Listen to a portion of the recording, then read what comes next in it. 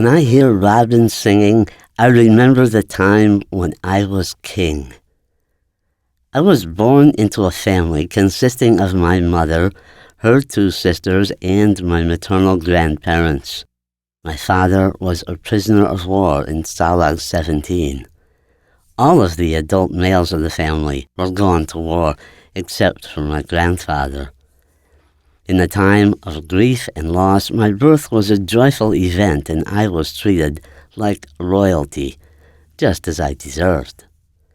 Until my father returned, and 2.5 years later, my brother Craig was born. I made several unsuccessful attempts to dispose of the pretender by jumping up and down on the bed till he rolled off onto the floor. Things went downhill from there. Sibling after sibling arrived, and soon there were 6 of them. I was never able to reclaim my throne, except when I went back to visit my Nana and grandfather when school was out in the summertime. There I was King David. I slept in a little room in the front of the house. Nana called it the royal bedroom, the one with the sewing machine in. She put satin sheets on the daybed and told me this was the way that kings and queens slept. I did not want to tell her that I did not like the satin sheets. The daybed had a bit of a hump in it, and the sheets were so slippery that with the slightest movement, I'd start sliding out of the bed. I could not gain any purchase on the satin surface. I had to jam my right foot between the bed and the wall, and simultaneously grab onto the wall side of the bed with my right hand. I slept that way all night, assuming that this was the way royalty had to do it. At night, I lay with the door open a crack. I could see the flickering blue light from the TV in the living room. I listened to my grandmother's laugh. I could not make out the spoken words, but I learned to recognize the vocal cadences of Jack Parr and Hugh Downs. Smoke from my grandfather's last cigar of the day drifted in.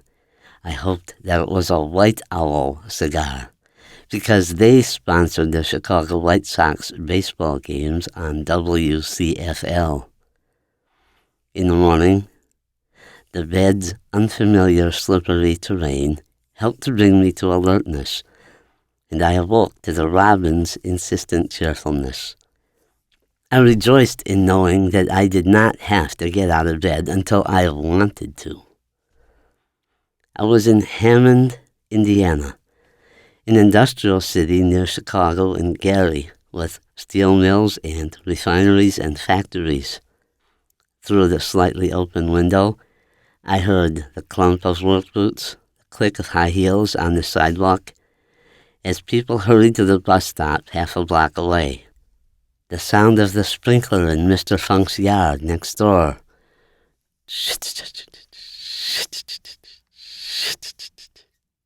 The smell of the wet, new-mown grass.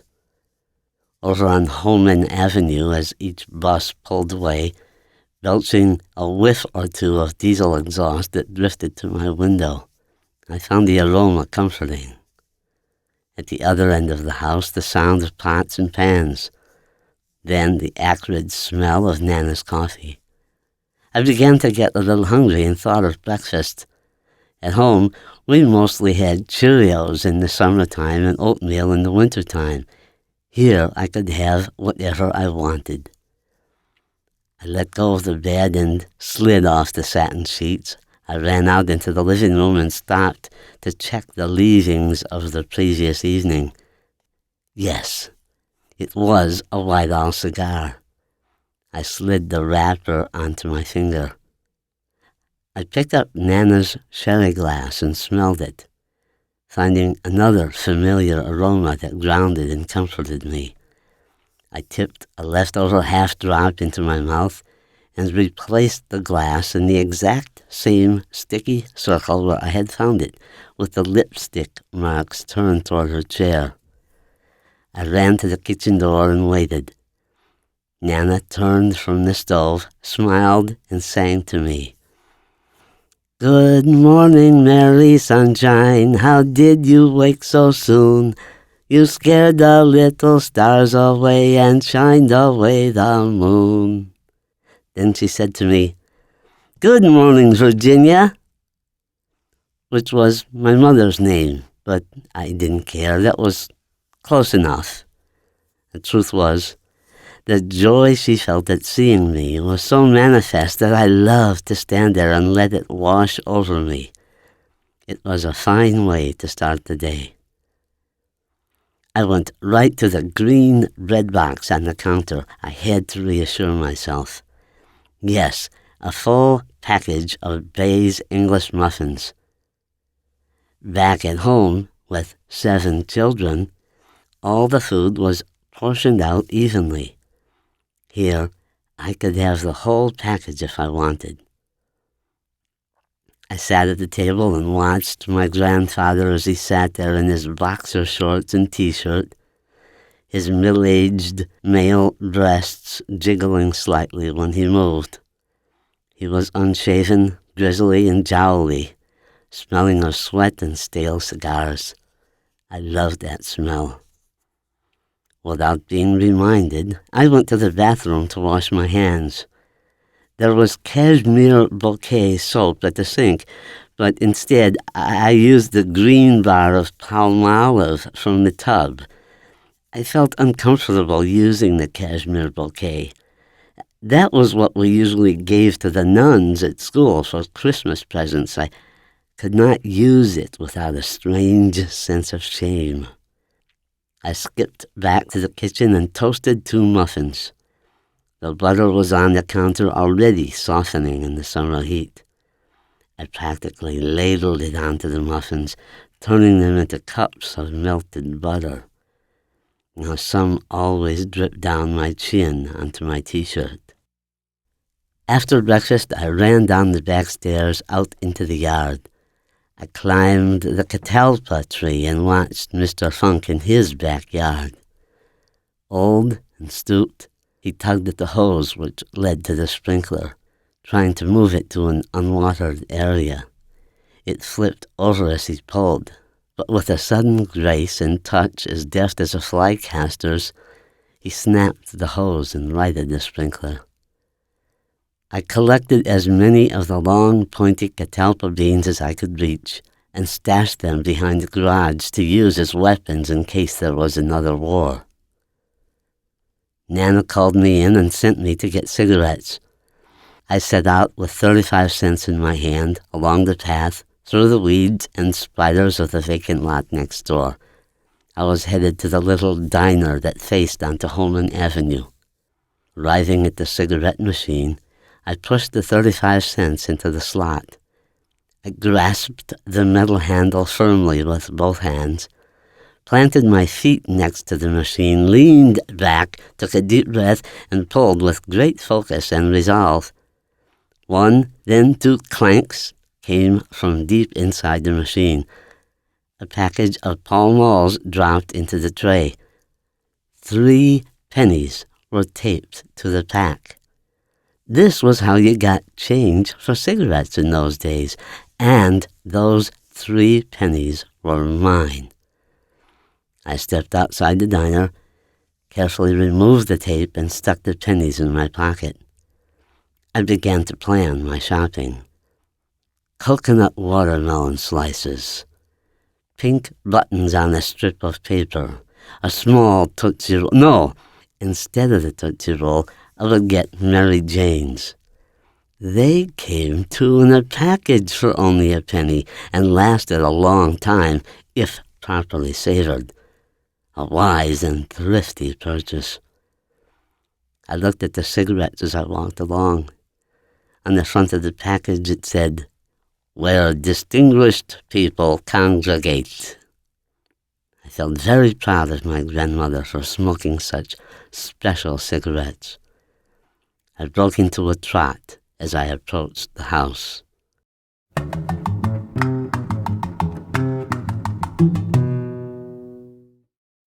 My parents had 7 kids, and they both had full-time jobs.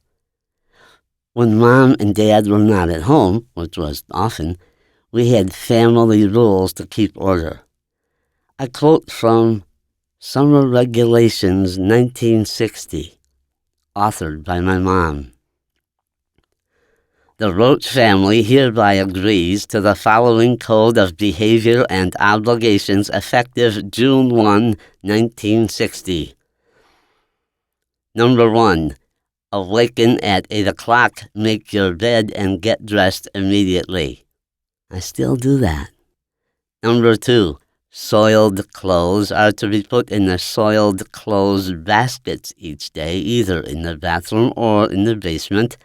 This also applies to soiled clothing removed prior to a shower and to wet towels as well.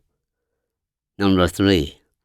Empty hangers should also be removed from closets and put in the basement or soiled clothes basket. I love that word, soiled. It's so Catholic.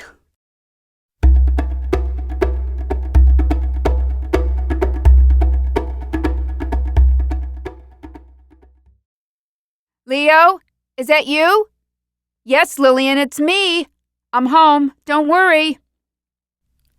My father and I stood in the laundry room of my parents' home in Skokie, Illinois. He had just picked me up at O'Hare Field. I was filled with excitement and anticipation.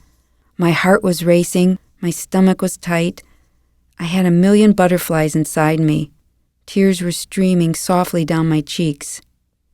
I was surprising my mother with a visit home for her 70th birthday. My dad and I had been planning this event in secret for weeks. Finally, the moment of surprise had arrived. I wanted to savor every second of this experience and make the next few moments last just a little longer. The laundry room was filled with the familiar smell of freshly ironed shirts.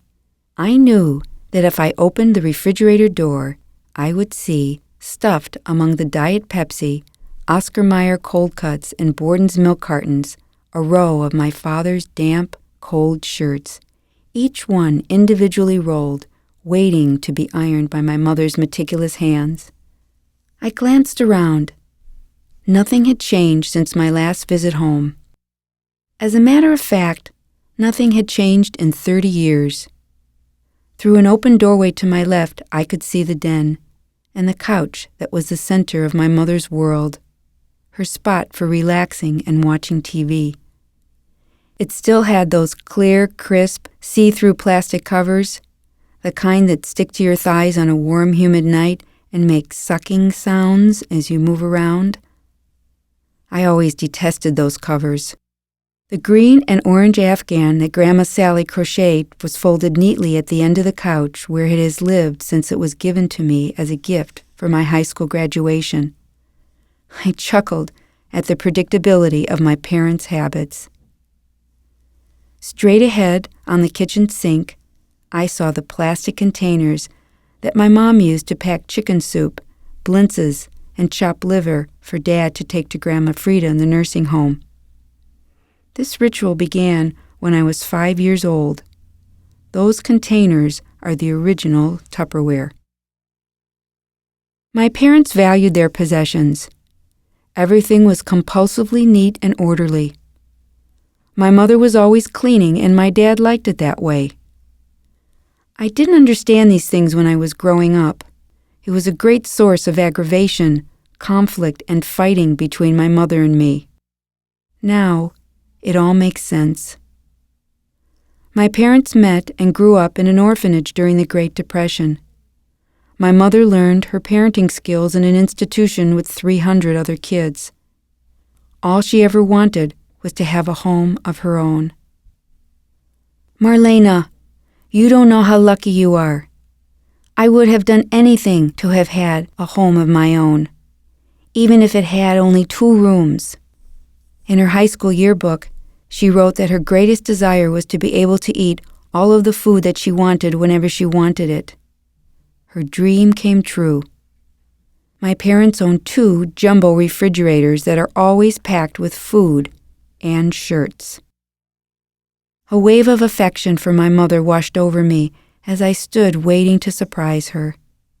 "Leo, I'm in the back bedroom. Come here." I stiffened as I heard her call from the bedroom that was once mine. My relationship with my mom was not always so loving and sweet. In fact, I would describe it as a war of the wills, and my room was the main battleground. That room was my haven, my domain. It was the place where I could go and be alone, absorbed in thoughts and fantasies for hours with no distractions. Self-centeredness was a way of life. I had entirely covered all 4 walls and the ceiling with pictures of the Beatles. A photo of my beloved Paul was taped securely to the pillow. Those eyes of Paul, John, George, and Ringo were always staring at me. Sometimes when I was undressing, I would feel self-conscious and shy. However, there were other times when I would put on my tight red shorts, white halter top, and dance around the room to "I Want to Hold Your Hand," pretending that Paul found me sexy and irresistible. The dresser was my altar, the place where all of my sacred objects lived. A large mirror, Shalimar cologne, pink foam rubber hair rollers scattered all around, orange juice cans of various sizes with special tape for straightening my bangs. Clothes were thrown anywhere, everywhere, mixed in with empty Jay's potato chip bags and abandoned homework. Now, I also valued my possessions, even if my room wasn't neat. But it was in direct contrast to the rest of the house, and it disturbed my mother's inner equilibrium. She was always nagging me to clean it up. There was no lock on the door, so I had to jam a chair under the doorknob to get any privacy. "Marlena, have you cleaned your room yet?" "No, Mom, I haven't." "What's this? What's this blocking the door? This room is disgusting. What a pig pen. How many times? I'm going to teach you a lesson. Live like a pig?" Over to my dresser, she swept her hand across the top and all my stuff went crashing to the floor. "What's in these drawers? The same mess? Cigarettes? Cools? You told me you quit. You're reading Lolita? Disgusting filth. You're grounded right now. Beatles? You like the Beatles? I'm sick and tired of Beatles." She started tearing my loved ones from the walls. "I hate you! I hate you! I hate you! Get out of here! Don't you talk to me that way, young lady." And she grabbed my hair. As soon as she touched me, I grabbed her black, stiffened, hair-sprayed hair. I didn't care. I relished the pleasure of fighting back. "I hate you, Mom! You're mean! You don't understand me!" "You spoiled, rotten child! You don't know how good you have it!" We tumbled to the floor, fighting like animals. "Girls, please, stop fighting!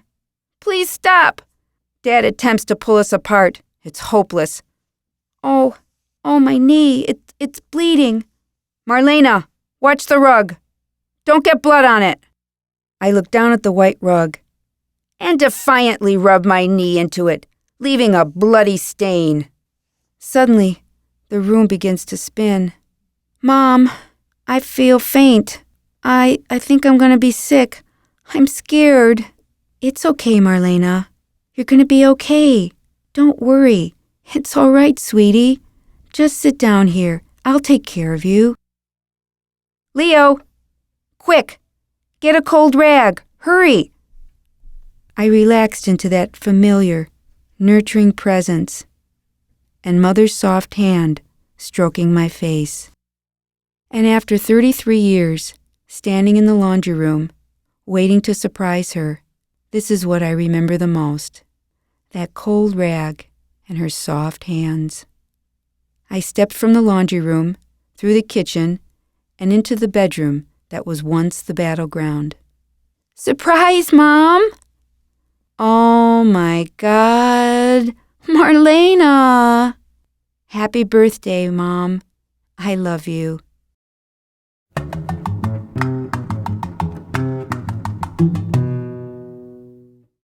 Here's a good one. Number 9. From 2:30 to 3:30 is Koolaid time. There will be syrup available.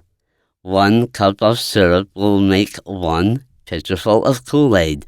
Use the Pepsi cups, and be sure counter is clear and ice cube trays filled and put away. If the weather is extremely hot, this time can be changed. See, I did learn some flexibility, but only under extreme circumstances.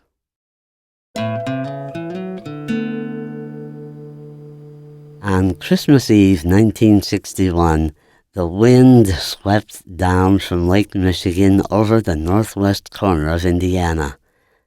Jagged, gray, postmodern ice formations decorated the landscape. Inside it was warm. Mom, Dad, me, Craig, Kathleen, Patrick, Kevin, Michael, Teresa. Yes, an Irish Catholic family. All 7 of us kids were in our pajamas, fresh out of the shower. We stood around the dining room table, the center of our family life. Big enough to seat all 9 of us, it ordinarily was covered with a bright, floral, patterned oilcloth. Over the years, many Lucky Strike and Pall Mall cigarettes had escaped their ashtrays onto the oilcloth to burn themselves out. The resulting brown grooves made the table look like it was crawling with woolly bear caterpillars. In the center of the table was a chrome-plated metal tray with 6 matching wine glasses that only appeared on Christmas Eve, as did the bottle of Mogan David kosher wine. Yes, we were Catholic, but in the Midwest back then, our wine choices were limited. Bottles of Wild Irish Rose, Ripple, and Thunderbird stood in rows above and behind bartenders in the taverns outside the steel mills. So Mogan David was clearly the most sophisticated choice. My father poured each of us a full glass, except for Patrick, who wanted Royal Crown Cola served in a shot glass. The rest of us were glad that Patrick didn't like wine because that meant we each got our own special wine glass. My parents used the Welch's Grape Jelly Christmas Edition glasses. We drank a toast to Christmas. Thus fortified, we organized ourselves into a procession and marched out the door of the dining room in order by age. Teresa, the youngest, was first. Her job was to carry the baby Jesus and place him in the manger in the living room. Our nativity scene was purchased from the Ben Franklin store. There was never carved wood or porcelain or anything at all dainty in our house. Our creche had to be industrial strength, the kind that could take significant abuse. Jesus, Mary, Joseph, the 2 angels, the donkey, the oxen, the lambs, and the 3 wise men, 2 white, 1 black, all frequently crashed to the floor just as often as we children did. When that happened, we accused the offender of committing a mortal sin and then reverently reconstructed the scene. So our baby Jesus came already safely embedded into his manger, all one crudely molded piece of plastic. All you could see of Jesus was his face and hair. The rest of him was covered with plastic swaddling. His hair, of course, was bright yellow, his eyes large and blue. They had been stamped on by some machine in Japan and were askew, the left one slightly higher than the right and gazing several degrees in a different direction. His pink little mouth had also been imprinted just a little west of where it should have been. In our house, nobody talked about the fact that my face was disfigured, so I never revealed that I secretly loved this baby Jesus, whose face, I thought, looked a little bit like mine. We traveled about 30 feet through the front hall, Teresa holding Jesus, the rest of us with lit candles, all singing Silent Night off-key. Not off-key together, but each of us off-key in our own way. Teresa placed her burden in the center of the manger, and we all took our seats. The next part of our Christmas Eve ritual was the drawing of lots, little pieces of paper numbered 1 through 7, to see who would get first choice of a location on which to place his or her presents in the morning. Most coveted were the chairs that did not have to be shared with a sibling. In a family with 7 children, much of life was devoted to the establishment of boundaries and territorial rights. Then, it was time for my father to bless the Christmas tree. He read from a book, Blessings for All Occasions, purchased after Mass from the ladies in the back of church.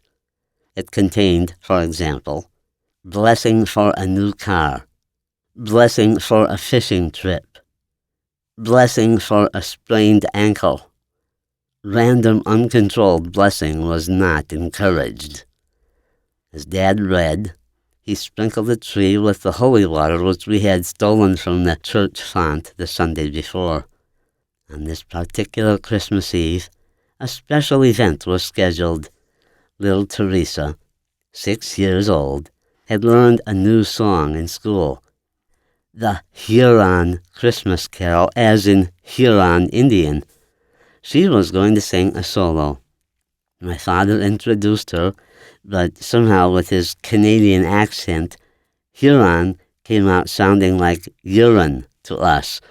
Now this, of course, was a wonderful Christmas gift to all. We began suppressed giggling. Meantime, great Aunt Rose had been beaming from the easy chair.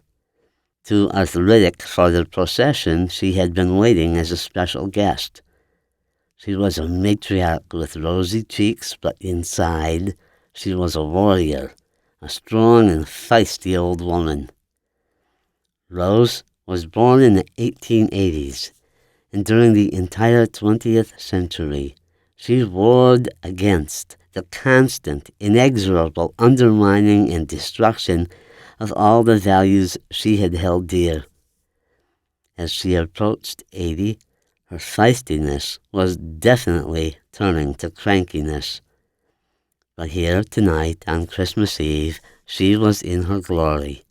It was the birthday of Jesus.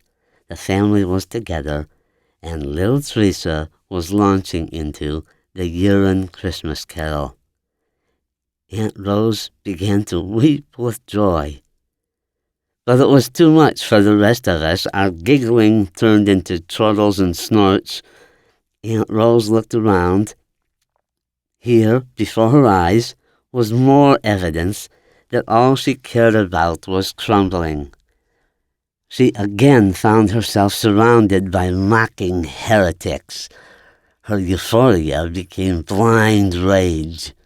She reached down, grabbed her heavy wooden cane, and lifted it in an arc into the air very slowly because of her arthritis. At first, we did not realize what was happening because the laughter was spilling all over us. When we saw that her intention was to whack my brother Kevin, who, to his misfortune, was the nearest to her, our laughter increased, as did Kevin's. It was like watching the Three Stooges in slow motion, with Aunt Rose as Mo. The cane ascended, shaking but driven by enormous willpower and righteous anger. As it came to its zenith, our laughter also crescendoed. Then the cane headed downwards of its own momentum. Kevin did not try to escape. Like a good Catholic boy, he was accepting his suffering. Crack! Went the cane across his shins. Kevin toppled from the chair, moaning, tears spurting from his eyes, yet Writhing in pain, he never stopped laughing. And that was the essence of a Roche family Christmas.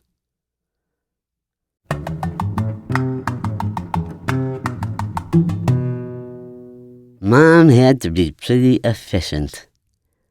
Every Sunday evening, she would lay out 35 slices of Wonder Bread on the kitchen counter, 7 slices across, 5 vertically.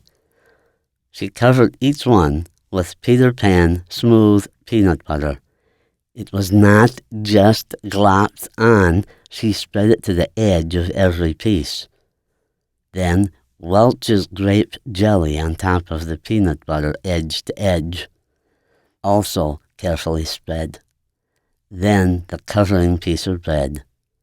She put each sandwich into a wax paper bag. She stapled the bags shut. She wrote PBJ in a grease pen on each bag. She put all 35 sandwiches in the freezer. Each morning before school, we would take our sandwich out of the freezer, and by lunchtime it was thawed and ready to eat. 8 years of elementary school, about 160 school days per year. There was no variation. That is almost 1,300 peanut butter and jelly sandwiches each. You can still smell it on my breath. 9,000 sandwiches in all. If she would have had a freezer big enough, she would have done all 9,000 at once. The first time I met David, I didn't see his face. I heard his voice. We met in a hospital. No, I was not a patient and neither was he. We were both learning to give massages to critically ill patients. I had come late to the first class and didn't get a chance to meet the other students before we began. I found myself in a hospital room with a curtain separating the 2 beds. As I was lying there getting a massage from my partner, I heard a wonderful voice from the other side of the curtain. His voice pulled me to him, stirred me deeply. He spoke slowly, in deep, lulling tones. I felt caressed by his voice. I almost became hypnotized. He seemed so open and accessible, engaging his partner with genuine interest, curiosity, and probing questions. He listened with his full attention. It wasn't just the quality of his voice I was attracted to. It was the listening. I wish someone would listen to me like that. I recognized that he was the kind of person who thrived in that sensual, nurturing place as I did so easily, a kindred spirit. I started trying to figure out who was saying those words, the man behind the voice. I saw him in my imagination, about 6 feet tall, smooth olive-toned skin, soft cocoa brown hair, and eyes that could talk to me. It was time to switch partners. I stepped up to the curtain and pulled it open. Ah! I was shocked. I wasn't prepared for what I saw. His physical appearance was nothing like my fantasy. I turned away, with nothing but that brief first impression that something was distorted, deformed, and wrong. I wanted to stare and take it all in. I felt a deep sense of shame and embarrassment at my reaction, especially since I still retained that feeling of attraction. I just couldn't deal with it. I turned and rapidly walked away. David and I saw each other weekly in the hospital massage program, where I did have a chance to stare. The initial impression of shock passed. Over time, our friendship deepened. Spending time with him was wonderful. I had permission to be any Marlena I wanted to be. I began having strong impulses to bring David gifts for no apparent reasons. I remember spending 3 hours in Stacy's bookstore trying to find the perfect biography of Joe Montana to bring him as a thank you gift. After all, he did give me a ride to the bus stop. He brought me offerings of homemade winter fruit curry when we met for hospital massage meetings. And even though I didn't see David's face as different anymore, I still struggled with the challenge of his facial difference. For the first 6 months of our courtship, he never talked about his face.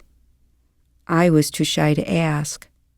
I can still remember calling my mother to tell her about David. "Hi, Mom. Guess what?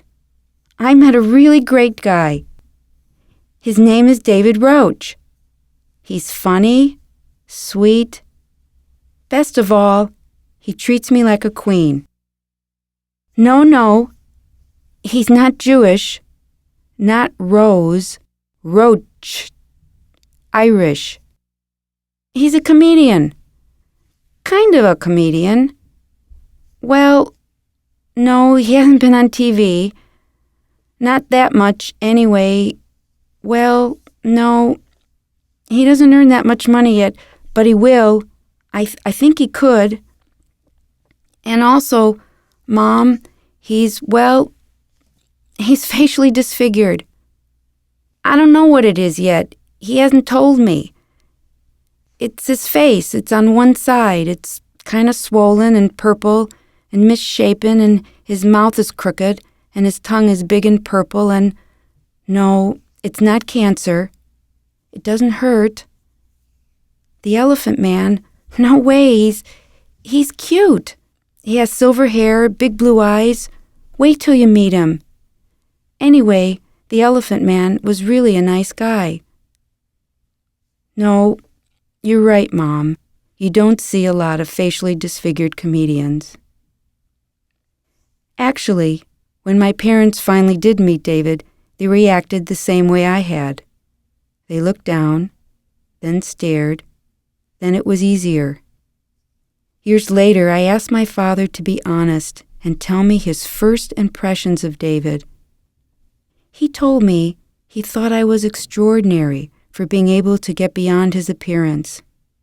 That's the only time my father ever told me I was extraordinary. Second, he was concerned that David would be discriminated against for his appearance and he wouldn't be able to get work, and how this would affect us financially. Typical parental concerns. Well-meaning friends would pat my shoulder and make comments like, "Oh, it's like Beauty and the Beast." Or when David and I would go to a party, I would hear people whispering, "That Marlena is such a saint to go out with a guy who looks like that." Or maybe she feels she can't do any better. Maybe she's insecure. The worst of all was when we would walk down the street or go to the mall and kids and sometimes adults would stare and point, "Look what happened to that guy." David was used to it, but I wasn't. I felt protective of him and I wanted to scream at those people, "Stop! Leave him alone! You don't know how great he is!" But then I remembered my first reaction when I saw David. I started recalling the times when I knew how he felt. When I was 14, I moved to a new school. Cheryl was my new best friend. We were going to her house for the first time, and on the way she said, "Marlena, don't tell my parents that you're Jewish, okay?" Oh, I felt punched in the stomach. I buttoned my sweater to cover the Star of David I was wearing. But why? I don't know. My parents are always making nasty comments about Jewish people, and I'm afraid they won't let me be friends with you if they knew. You don't have to look like David to know what this feels like. Our intimacy grew. I began wondering what it would be like to kiss him. One day we went for a walk on a San Francisco hill. He finally asked me, "Do you want to know what happened to my face?" I sighed and said, "I thought you'd never ask." He told me, though not as articulately as he does now on stage. 2 days later, he asked me to kiss him, and I did. And that is how I fell in love, at second sight.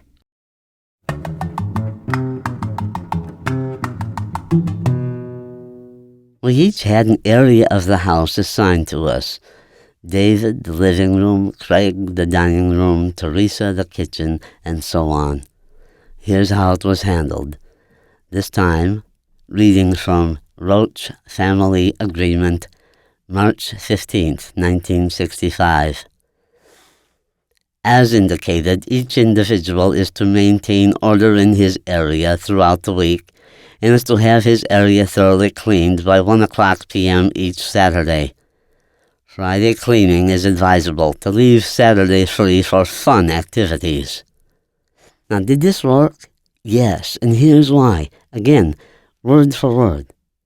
Temporarily, there will be a laxity among family members as regards his or her leaving clothes, etc. around. The person guilty of such carelessness should be reminded to pick up. If such is not done, or it is impossible because of absence, the area manager should make a written note of such condition, and a fine will be imposed upon the careless individual. The area manager, for example, Teresa, who was 6 years old, but she was good. She got the Area Manager of the Year award 2 years in a row. The area manager should not make an issue of minor disarray, nor should there be controversy when anyone does not abide by the reminder. The object of assigning areas is to have a continual sense of peace and order of benefit to all. This is all true. On the last page, 8 signatures, 7 kids, and my father was forced to sign also. And Mom had it notarized. What would my life have been like without you? It could easily have happened. And yet, somehow, a twist of fate, and there you were, a sleeping beauty awakening my soul. I could have easily ignored you, not listened, never entertaining the possibility of a second look. But then, I would have missed the joy of holding you in my arms, seeing the twinkle in your eyes, feeling your touch, tasting your bitter sweetness, opening to my brilliance. And now I know.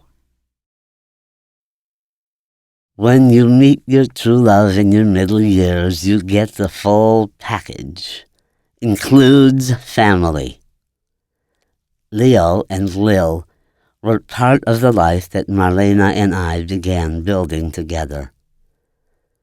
My first clue about possible cultural differences came when I noticed that Marlena called her parents at least once every 2 weeks.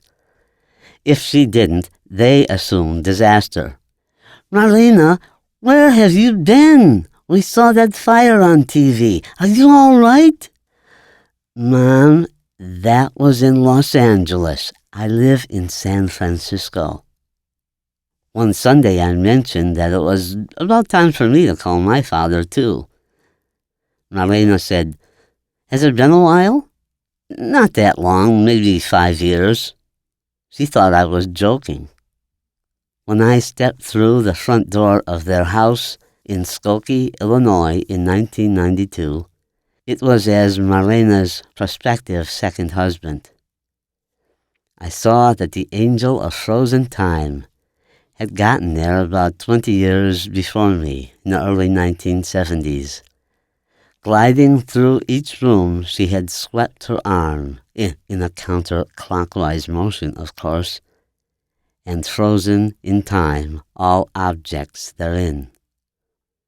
In the living room, the heavy jade ashtray was anchored on the coffee table, never to be moved, never to be used. The little crystal animals on the credenza were locked in place.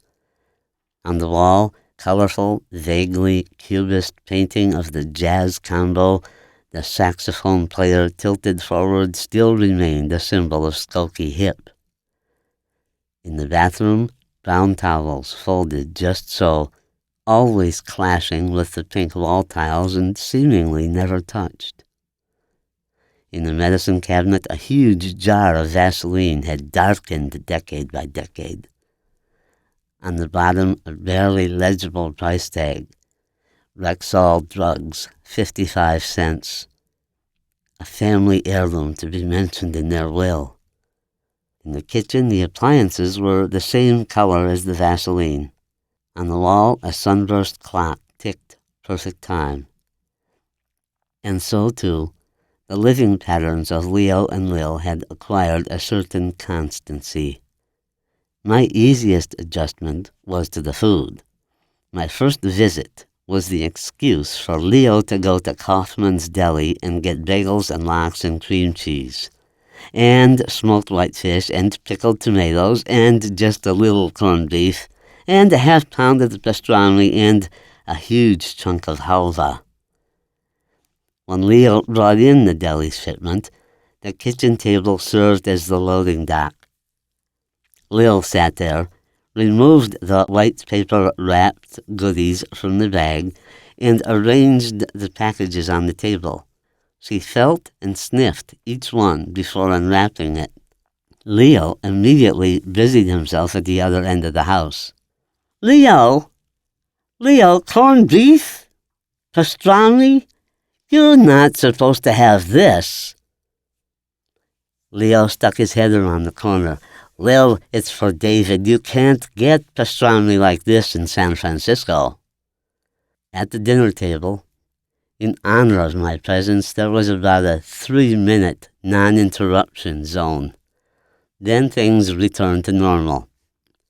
Initially, I was shocked at the seemingly endless bickering. In my 9-member family, there was a lot of interrupting, but I soon learned that I had to reset my standards.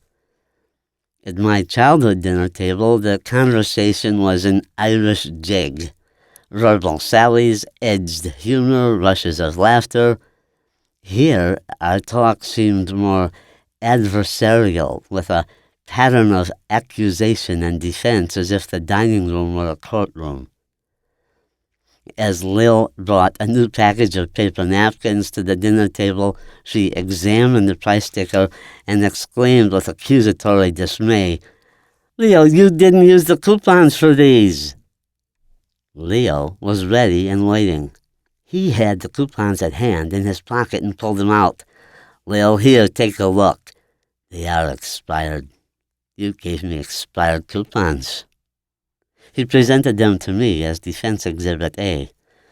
A futile gesture, as I did not have my reading glasses on, but Leo, however, apparently decided that the fact of my accepting the coupons constituted proof of some sort.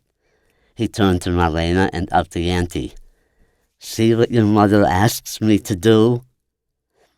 Lil was a little flustered by the vigorous counterattack, but if she was confident about anything in the world, it was her knowledge of coupons. Lil was a couponologist. In just a moment, she reassessed the evidence and began the cross-examination. "Where did you get those? Where did they come from? Leo, you didn't take these from the table. You are supposed to take them from the table. Why on earth? They were in my pocket, right? In your pocket? Oh, for God's sake, Leo! I can't believe it!"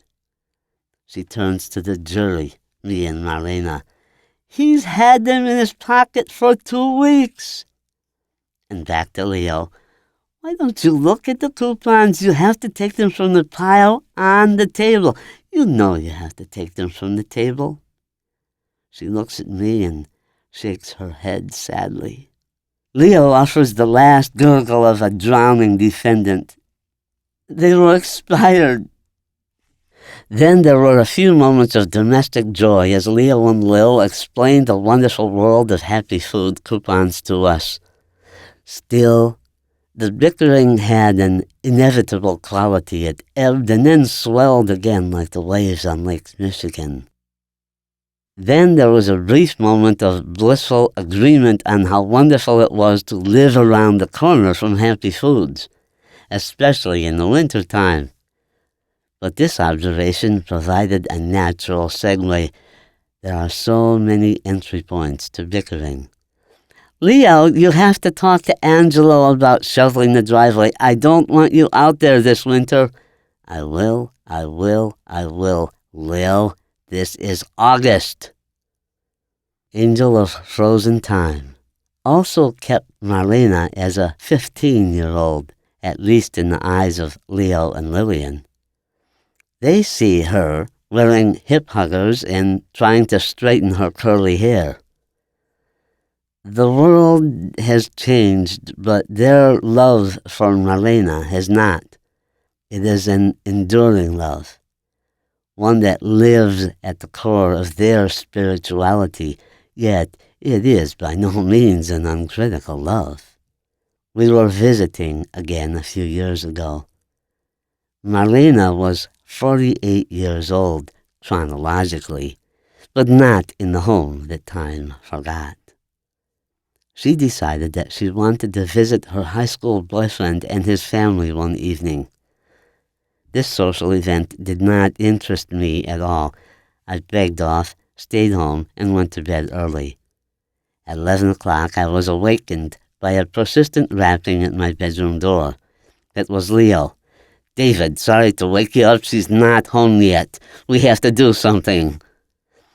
Leo, there's no problem. I'm sure she'll be home soon. I thought I had offered Leo reassurance. I rolled over and went back to sleep. Foolish me. Just before midnight, I am awakened again. This time there's no knocking. Leo bursts into the room. We have to call the hospitals. I persuaded him not to call the hospitals or the police. I went back to bed, but there was no sleep with them pacing up and down the hallway, chanting their mantra of fear and anger. First, the Skokie police, then Evanston. 15 more minutes. Lil, you will have to deliver the reprimand. At 12:30, I heard the front door opening.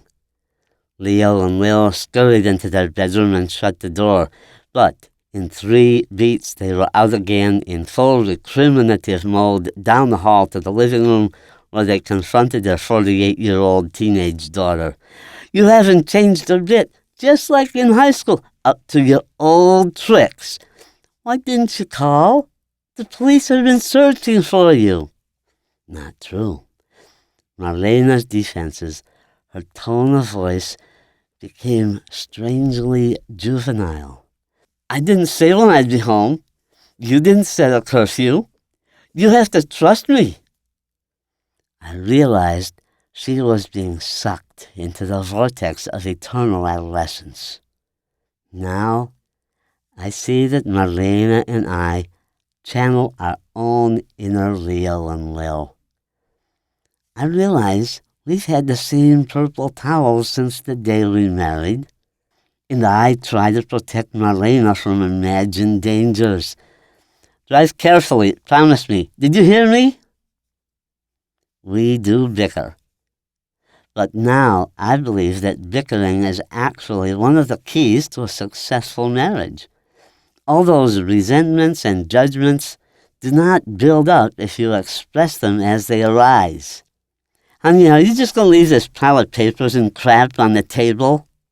And what I had seen as overparenting suddenly looked very different when my 32-year-old daughter, Amy, arrived back in the United States from Israel in the summer of 2001. She arrived at O'Hare Airport after 24 hours of traveling. Her flight was 10 hours late, and the friends who were to meet her had to leave. On short notice, Leo was there at O'Hare to get her, and by the time they got back to Skokie, Lil had hot lentil soup and bread on the table. The bed was made up, the same one where Marlena used to sleep. The brown towels were out for a hot bath. Amy was taken care of, just as if she were 15 years old. Not only does Amy have grandparents now, I recognize that I've been given replacements for my own dead. God bless you, Leo and Lil, Mom and Dad.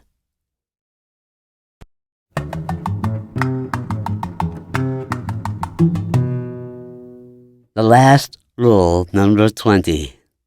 All cooperate. We have a most wonderful summer.